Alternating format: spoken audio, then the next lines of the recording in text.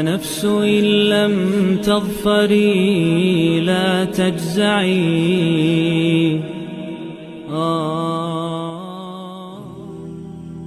Abdullah ibn Hudayfa al-Sahmi was one of the companions who fought in a certain battle during the region of Umar ibn Khattab, and he and a large number of the companions were caught by a Christian king and they were jailed.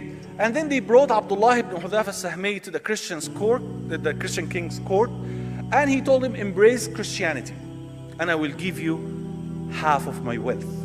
Just embrace Christianity. So Abdullah ibn Hudayfa, look how strong, firm and steadfast he was. He told him, Wallahi, by Allah, if you give me all of your wealth and the wealth of the entire creation, I will never leave the religion of Muhammad for a blinking of an eye. Sallallahu alaihi Muhammad sallallahu alaihi wasallam. This is how he produced leaders. This is how he produced people who are firm with very, very clear vision. Jannah is there. I can see it. I can smell it. How could I give up that for money?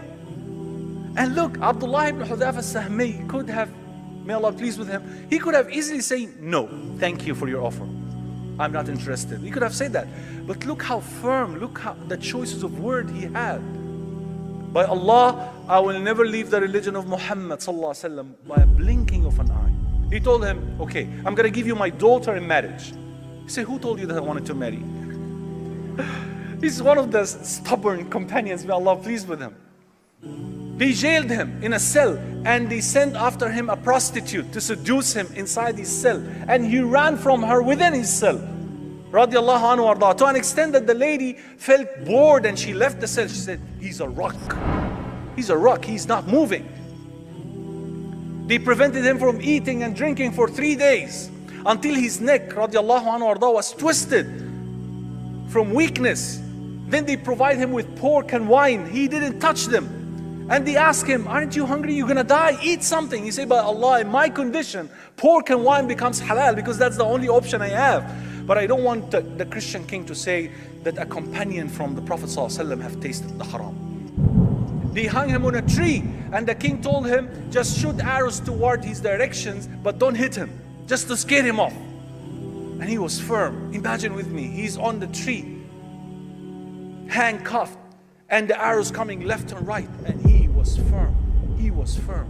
Ashhadu an la ilaha illallah wa ashhadu anna Muhammad Rasulullah. They brought him and few of his companions and they told him, embrace Christianity now, otherwise we will throw you in a boiling oil. Imagine this. And the king ordered 2 of his companions to be thrown in a boiling oil. And Abdullah ibn Hudayfa al-Sahmi was saying that when they dipped them in, I saw their bones are floating on the surface of the oil. So he cried, radiallahu anhu ardah. So they thought that they had broken him. They informed the king that Abdullah ibn Hudayfa al-Sahmi is crying now. He said, okay, bring him to me. Bring him now to me. Are you ready now to embrace Christianity? He said, no. By Allah, I will never leave the deen of Muhammad for a blinking of an eye. So why did you cry? If that's the case, why did you cry? He said, when I looked at my companions being killed, being thrown in a boiling oil, I remembered I have got only one soul.